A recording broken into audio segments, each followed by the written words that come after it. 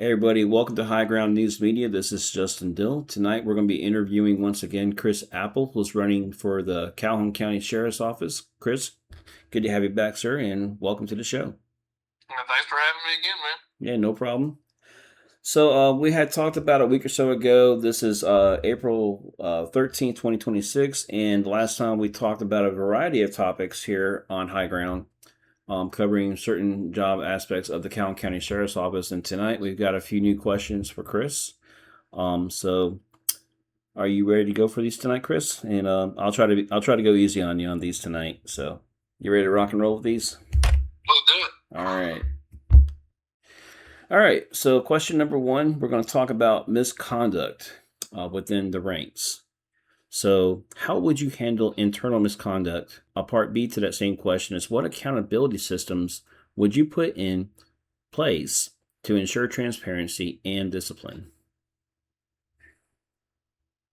The main thing is to be fair. Um, a lot of times when it comes to misconduct, kind of a broad term. They could be anything from a policy violation to violation of the law or somebody's civil rights. But a lot of times we fall into, in my experience, was more so issues with policy, or like the way that certain calls were handled.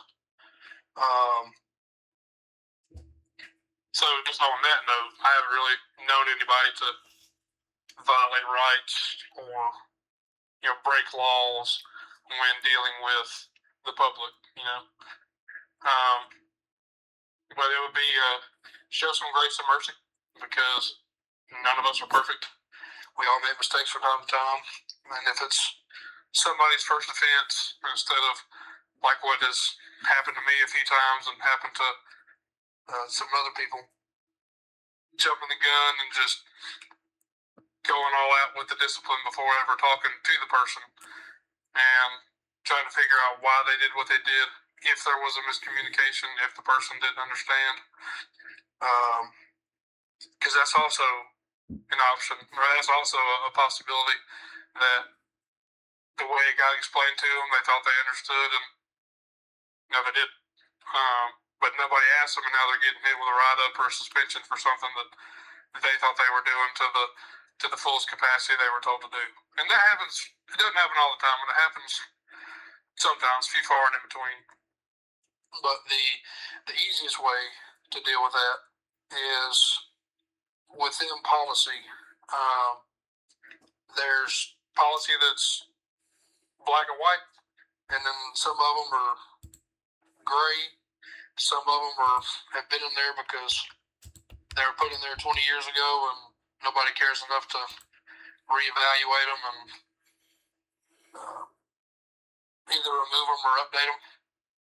So making what we do internally with our SOPs black and white, no gray, where you do this or you don't do this.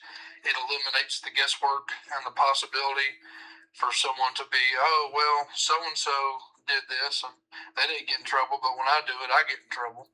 So it increases the accountability, but it also makes it easier to spot out misconduct, if there is. But it also makes it easier for people to not accidentally fall into misconduct by misunderstanding something, a policy or a regulation that's just super vague and a catch-all. Okay. All right.